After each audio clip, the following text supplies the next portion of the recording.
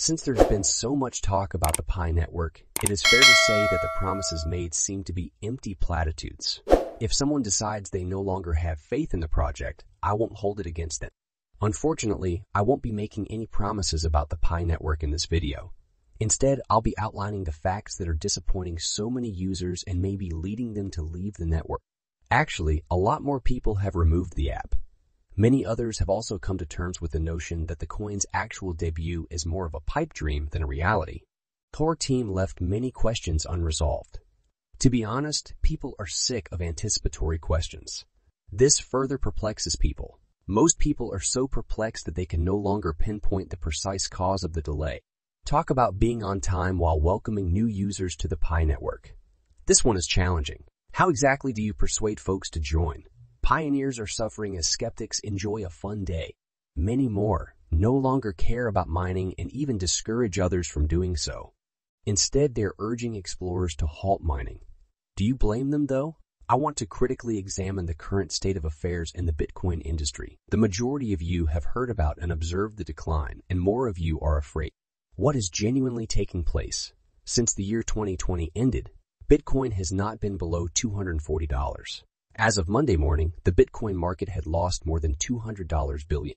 It is the most recent price decline in a string that has seen the cryptocurrency lose more than 60 of its value in the 7 months prior.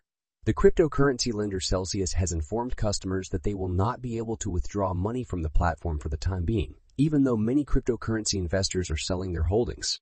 Coinbase, a cryptocurrency exchange, said at the same time that it is laying off over 10 staff members after they previously turned down job offers. Given that the company generated $800 million in revenue last year, these data do not indicate anything good.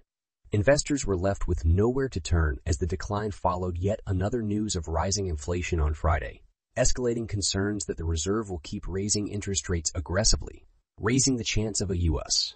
On Monday, the total market value of the cryptocurrency market fell to $980 billion, a decline of about 12%.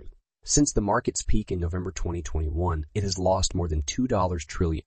The biggest cryptocurrency exchange in the world briefly stopped accepting withdrawals, but has since started back up, attributing the disruption to a few minor hardware issues. The cost of cryptocurrencies fell on Monday. How has this changed everything for the crypto industry? Putting particular emphasis on the actions and anticipations for the Pi network's anticipated release. Have the Pi network forerunners already lost the race? This past week, the story altered for many people, and supporters of the Bitcoin industry are still buying the downturn. It may get worse before it gets better, according to some industry experts. For instance, Elon Musk, the CEO of Tesla, spent $1.05 billion or roughly 440 bitcoins in February 2021, and ever since, Musk and the business have profited greatly as the value of the cryptocurrency has risen. But since Monday's defeats, things have altered. Tesla's Bitcoin investment is still almost $500 million in the hole, despite making $128 million in earnings in March of last year. Particularly for those of us who are early adopters of the Pi network, the current state of affairs in the crypto realm is really concerning. Is it incorrect of me to suggest that the circumstances may have altered the story as we all know it? Now let's talk about stablecoins. You may have heard of Tron, also known as USDT by Binance, also known as BUST if you are unfamiliar with what a stablecoin is.